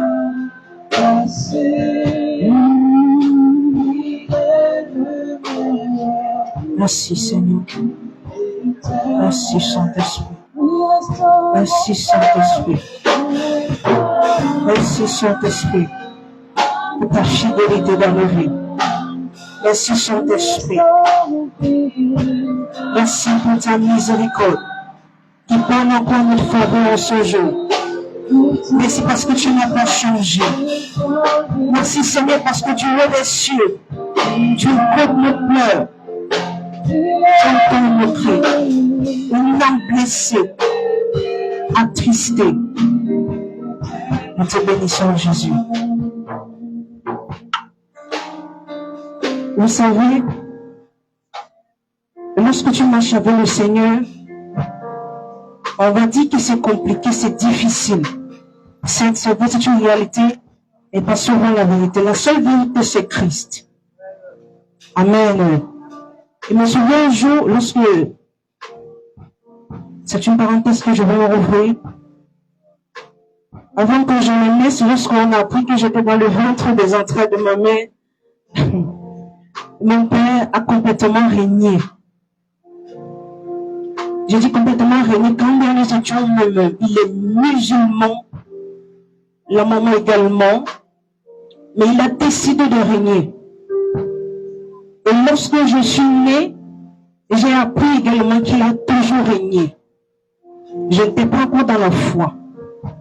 Mais j'ai dit, comment est-ce qu'il n'a pas encore vu, il n'a pas encore vu l'enfant, mais il régnait déjà dans le ventre. Il n'a pas reconnu. Mais lorsque je nais également, je vais chercher à comprendre pourquoi est-ce que ce père a pu me régner. Et dans la douleur, à savoir que j'ai besoin d'un père, pas d'un géniteur, qui va me consoler, qui va prendre soin de moi, qui va m'encadrer, qui va m'amener quelque part. Mais ce dernier a décidé de me régner dans le ventre. Alors quand je décide de poser la question, paix à son âme aujourd'hui à notre femme a vu le monde, elle est retournée au ciel par la grâce de Dieu. Alors je lui demande quelle est la raison pour laquelle ce monsieur décide de me régner. Elle dit, mais elle ne comprend pas. Généralement, on a l'habitude de dire dans notre jargon que c'est le charme. Mais je dis, c'est pas ça, il faut que je comprenne quelle est la raison. Mais néanmoins, j'ai commencé à le haïr. Parce que je ne comprends pas pourquoi est-ce que cet homme a pu me régner. Et quand je vais vers lui, il a décidé également de me dire par sa bouche que je t'aurais mis. Quand tu montes, que tu descends, tu es régné. Et quand j'arrive dans la foi avec la même haine encore plus puissante, de savoir comment cet homme peut le faire, alors je décide également de couper les ponts, de le détester et de dire qu'il est mort. Quand on me pose la question, où est ton père, je dis qu'il est mort. Parce que je ne veux plus entendre parler de lui. À quel niveau les blessures peuvent nous amener à prendre des résolutions, des décisions dans nos vies. Et lorsqu'il a appris que je suis devenu enfant de Dieu, il dit que c'est comme si j'avais une raison de te régner. C'est comme si j'avais même, c'est comme si Allah m'avait déjà parlé en avant de te régner. Et chez nous, c'est que tu es comme une peste. Alors, on a réuni le conseil des musulmans pour dire, moi, on va finir avec toi. La haine a tellement été nourrie à l'intérieur de moi au point où j'ai dit qu'il est mort complètement. Je n'ai plus besoin, j'ai plus besoin d'entendre. Mais qu'est-ce qui m'a aidé quand j'arrive dans le Seigneur et que passer un moment de difficulté, de manque de paix, d'affection, de la manière dont on m'a mené quelque part avec lui. Alors quand je rencontre le Seigneur, une des choses que je trouve avec lui, c'est la paix du cœur. Un père qui ne peut pas me condamner. Jésus. Or, je sais qu'on a dit chez nous, c'est qu'il te condamne. Il m'a fait tout ça, tous tes péchés, en fait, c'est que c'est l'enfer directement. Et quand je rencontre Jésus, j'ai trouvé en lui un père. Et je suis rentré vers lui. Parce que j'avais reçu la paix de Christ. Une paix que personne, papa peut dire, une paix que personne ne peut te donner. Et c'est cette paix que j'ai reçue en Christ. Et je suis allé vers lui. Quand bien c'était pas facile lorsque tu es enfant de Dieu dans cette position et d'aller vers lui, on ne te reçoit même pas. C'est pour me dire, si Christ te rencontre, mais si Christ m'a rencontré, mais que je ne veux pas dire rencontré, mais que Christ m'a rencontré et a trouvé ce besoin dans ma vie, c'est parce que j'ai ouvert mon cœur. Lorsque tu ouvres ton cœur, que tu demandes un besoin à Jésus, surtout quand il est sincère, Jésus t'exauce. Alléluia. Est-ce que tu peux ouvrir ton cœur ce soir? On a beaucoup parlé, on a beaucoup dit. Mais est-ce que tu peux ouvrir ton cœur et dire, Seigneur, me voici avec cette douleur, cette souffrance permanente, que je ne sais pas comment je vais faire pour l'enlever. J'ai besoin de ton aide. Est-ce que tu peux parler à Jésus? Prie-le, Seigneur. Tu n'as même pas besoin que ton voisin entende. Tu n'as pas besoin de crier à haute voix. Soupire à l'intérieur de toi.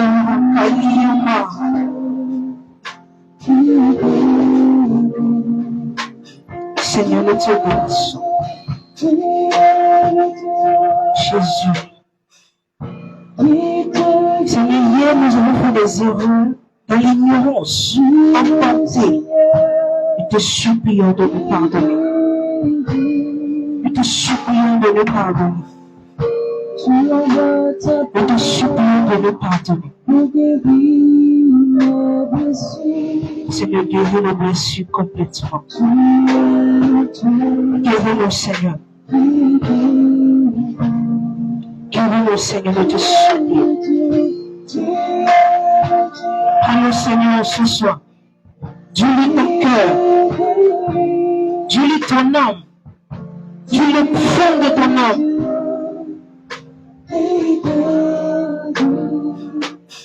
Tu envoies ta parole. Tu envoies ta parole. Que je ne sois pas la même personne en ce soir. On a tellement cité des choses, des éléments clés. Mais quand est-ce que tu vis? Qu'est-ce que tu as vécu? Peut-être un père, ou de ce que tu t'attachais, que tu croyais que ce papa ou ce père pouvait t'apporter. Il n'a pas pu. Ce soir, Jésus veut te montrer qu'il est père pour toi.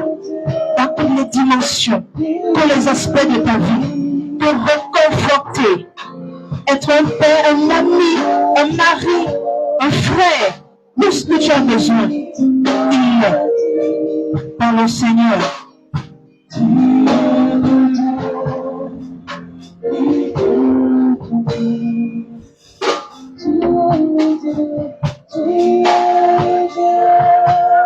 Seigneur, nous te disons. Seigneur, nous croyons que tu as la capacité de le faire dans nos vies en ce soir. Nous nous guérir, Seigneur, de ces blessures immenses, profondes.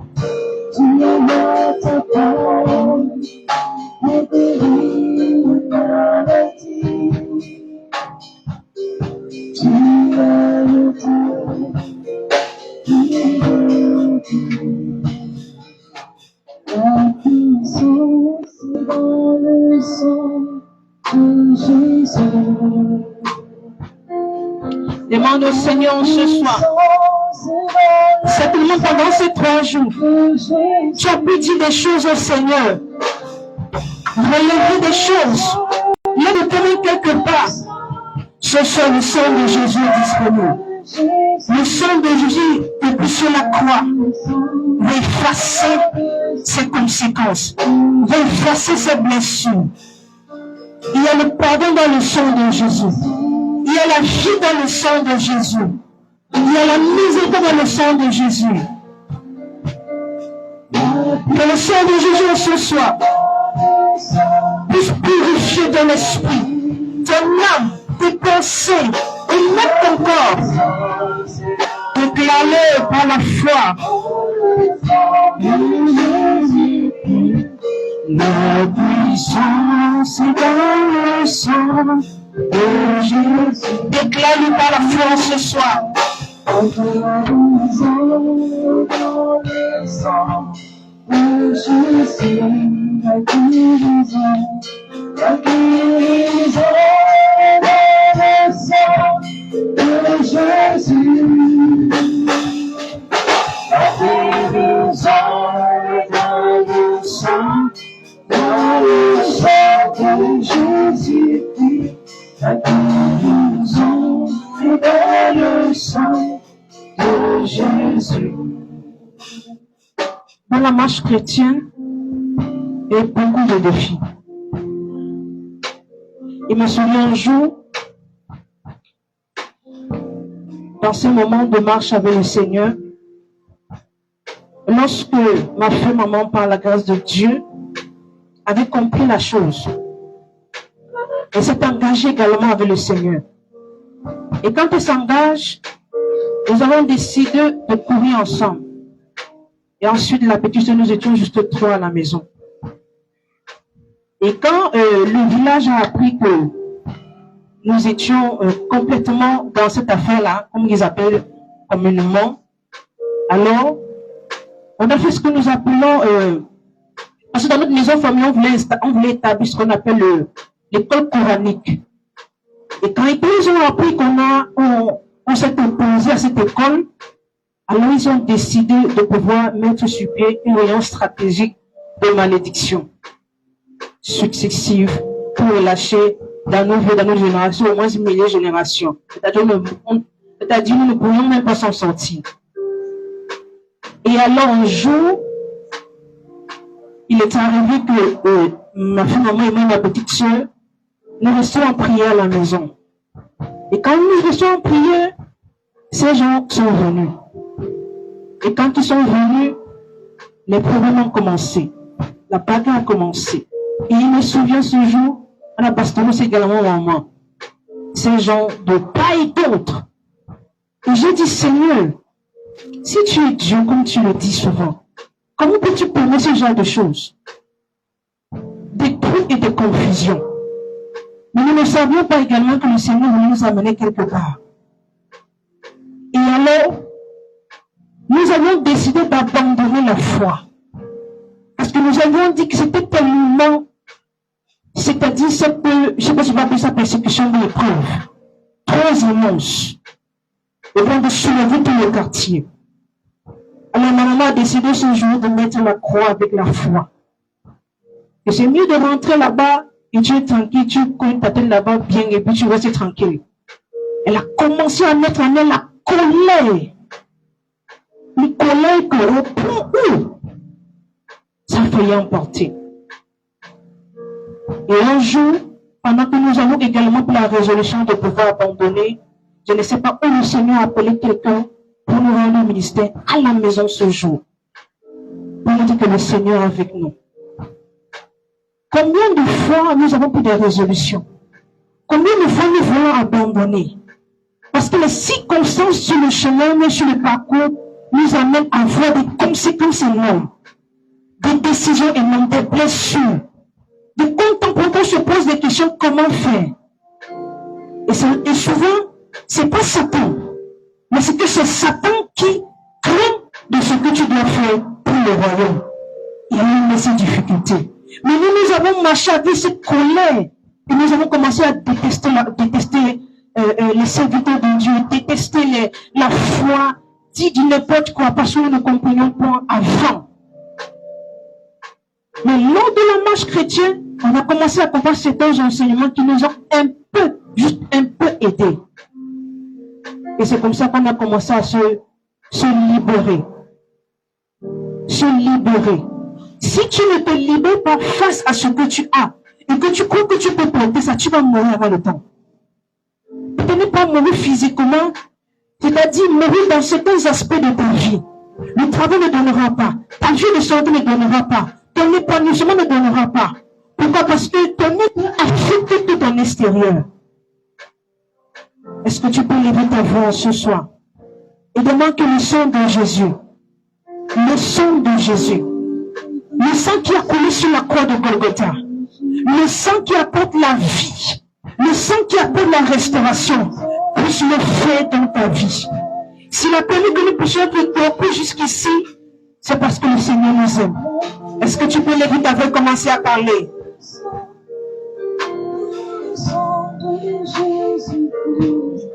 Guérison est dans le sang. Seigneur, nous te supplions ce soir.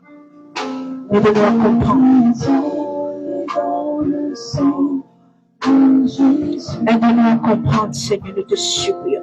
Que le sang qui parle au-dessus, au-delà de tout ce qui peut être odieux, comme animal, nous te supplions que ce sang efface, Seigneur, cette blessure.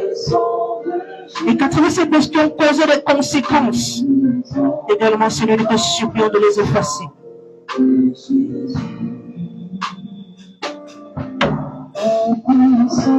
C'est dans le sang de Jésus. La puissance est dans le sang de Jésus. La puissance est dans le sang de Jésus. La Puissance est dans le sang de Jésus. Alléluia. Est-ce que tu peux lever ta main, tes mains autant pour moi? La Bible dit dans Isaïe 30, c'est l'un des versets que j'ai toujours mis à l'intérieur de moi et que je marche avec. Isaïe 30, le verset 15 dit, car c'est ainsi a parlé le Seigneur l'Éternel, le Seigneur d'Israël, dans la tranquillité et le repos que sera votre salut. La Bible dit, c'est dans la tranquillité et le repos que sera votre salut. C'est dans le calme et la confiance que sera votre force. Quand j'ai lu, médité ce verset, j'ai compris que rien ne doit venir de moi. Mais que tout ce que j'ai besoin, c'est au travers du Seigneur. Est-ce que tu peux dire, Seigneur Jésus, ce soir, je reconnais que j'ai péché contre toi, péché contre moi. J'ai quitté tes voies, attristé tes voies. Seigneur Jésus, tellement de choses à l'intérieur de moi qui ont stoppé ta grâce, ta miséricorde. Seigneur Jésus, ton pardon dans ma vie. Seigneur Jésus, je te supplie, en ce soir, guéris mon âme, guéris mon esprit, guéris mes pensées face à l'injustice, la trahison, l'humiliation, le rejet, l'abandon, les accusations.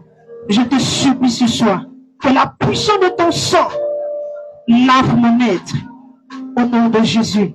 Et lève-toi, on commence à prier.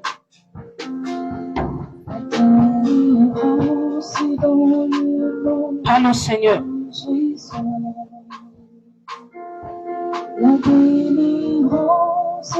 Allô Seigneur.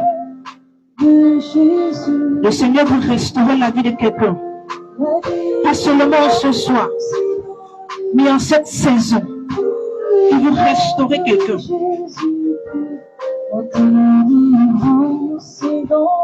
Tu ne crois même plus encore, mais Jésus croit en toi. Tu veux abandonner, mais Jésus est avec toi.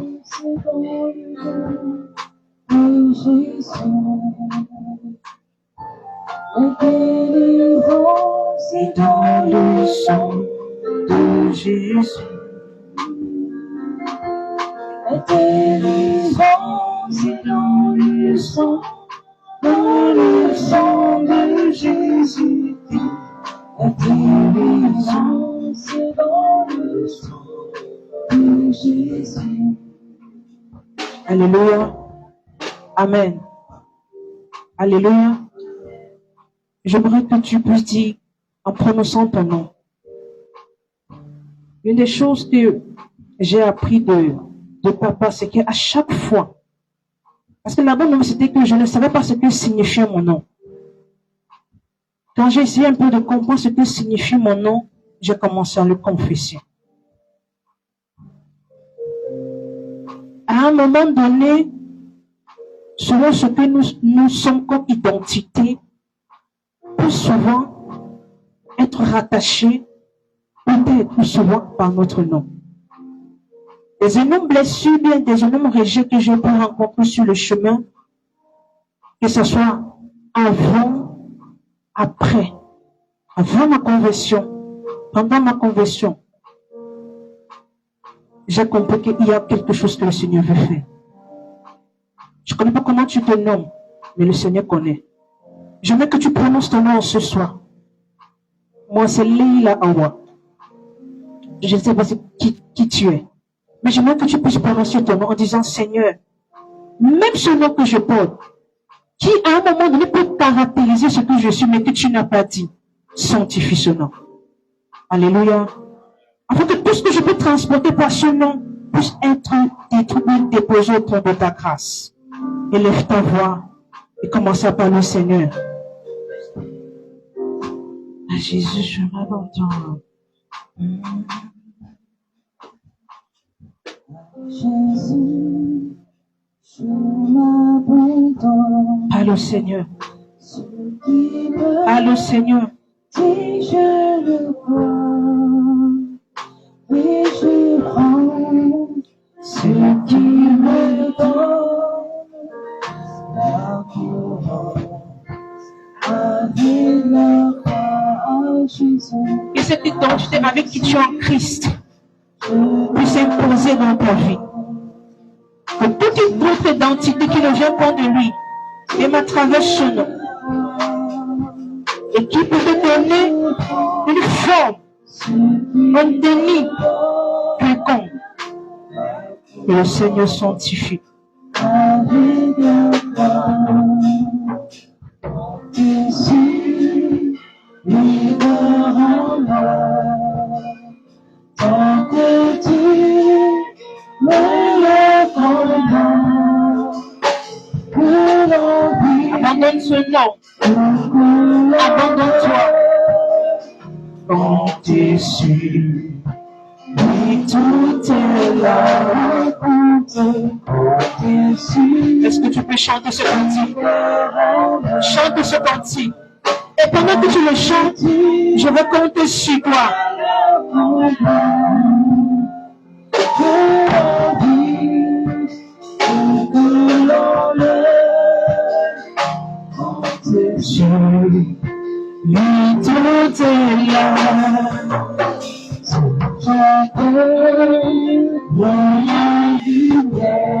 Le Seigneur te donne la paix ce soir. Parle au Seigneur. Que ton identité doit changer. Ta position doit changer. Cette douleur, depuis longtemps, doit quitter ton âme.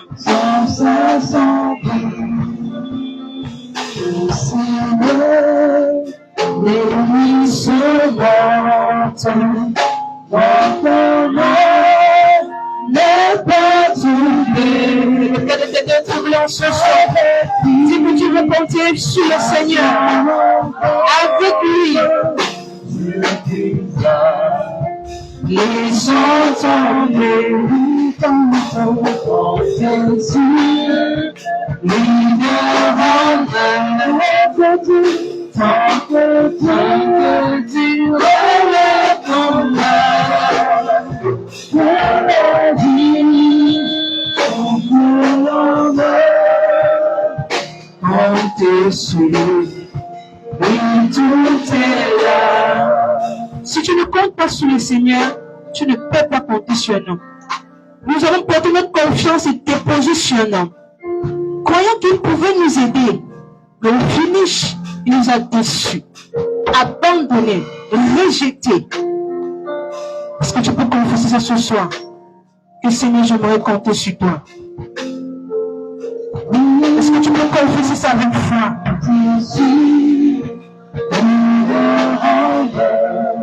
Chante ce cantique. Et que Seigneur restaure-moi. Seigneur restaure-moi. Seigneur restaure-moi. Seigneur restaure-moi.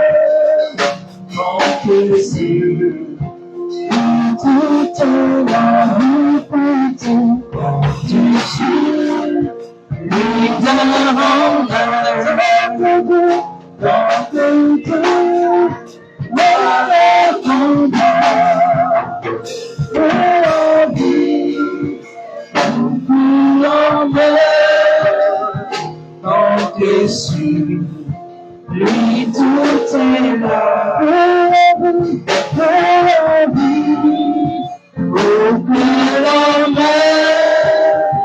comptez sur lui tout est là.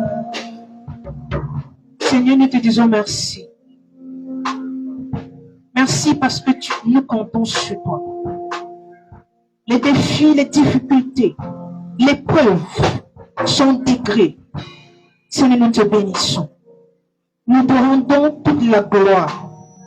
Parce que nous croyons, Seigneur, par ces blessures également, tu te glorifies.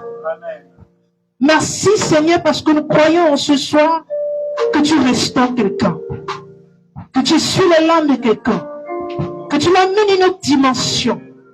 En vous, Seigneur, de continuer la marche avec toi. Merci parce que tu penses sur ces blessures et que tu apportes, oh Dieu, un nouveau jour. Nous te célébrons, nous te bénissons et nous t'acclamons. Au nom de Jésus, continue cantique.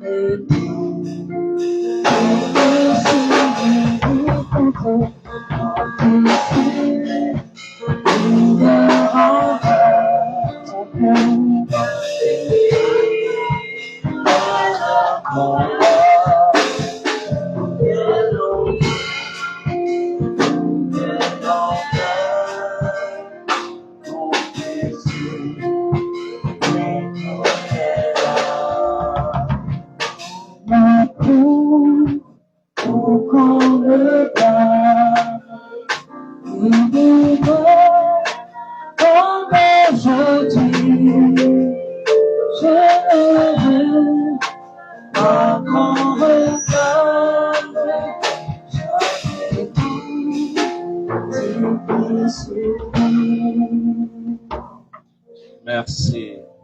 Gloire à Jésus. Nous continuons à dire merci à Dieu. Et se souvient pour les jours de toi, de moi, parce qu'il voudrait que nous connaissions le meilleur. Et pour ceux qui ont écouté jusqu'ici, vous vous êtes rendus compte, nous nous sommes rendus compte ensemble comment ou combien toutes ces choses peuvent nous paralyser, peuvent nous diminuer, peuvent, n'est-ce pas, nous empêcher de connaître le plan et le meilleur de Dieu. À un moment même peut-être, je dirais même ça, on peut douter de ce qu'on a écouté de Dieu, ses promesses, parce qu'en fait, il y a des douleurs, il y a des blessures qui ont changé complètement notre personne et qui ne nous qualifient plus pour être ce que Dieu dit de nous. Amen. C'était un moment vraiment très enrichissant. J'espère que tu as vraiment beaucoup profité. Nous allons continuer, quoi qu'il en soit. Je crois que tu avais des questions, réponses, etc. tout à l'heure. Mais avant ça, nous allons prendre des offrandes. Ce sera pour vous à l'occasion, n'est-ce pas, de dire davantage merci à Dieu, de lui être reconnaissant. Pas seulement un mot. Dis, Seigneur, je te rends grâce pour ce moment. Hier, la servante d'Éternel pouvait parler de la saison. Elle était en train de prier. Elle parlait de cette saison que tu as ouverte dans ma vie. Je te rends grâce à partant de ce message. Guérison des blessures intérieures. Merci Seigneur.